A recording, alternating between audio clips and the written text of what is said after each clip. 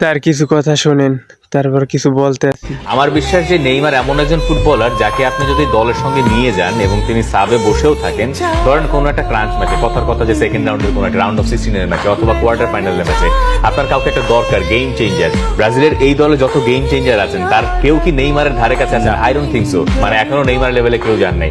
Neymar মাঠে যা করতে পারেন আর কেউ করতে পারেন বলে আমি বিশ্বাস করি না। কিন্তু কোচ আনসেলত্তি, আপনি ব্রাজিল টিমে আইসা আমাদের খুশি করছেন, কিন্তু আপনি বরাবরই নেইমারের জায়গায় হতাশ করছেন, কারণ সব কোচরা নেইমারকে নিত, আর আপনি আইসা বারবার ইনজুরি বলে, ফিটনেস খারাপ বলে নেইমারকে নিতেছেন না। শুনতেছি বিশ্বকাপেও নাকি নেবেন না, কিন্তু আপনি কি জানেন না এই নেইমার ইনজুরি নিয়ে খেলে যা করতে পারবে আপনার ফিটনেস প্লেয়াররা তা করতে পারবে না। তবু আপনি ইনজুরি বলতেছেন, নেইমারকে নিয়ে আশঙ্কা, সেইটা শুনতে আছি।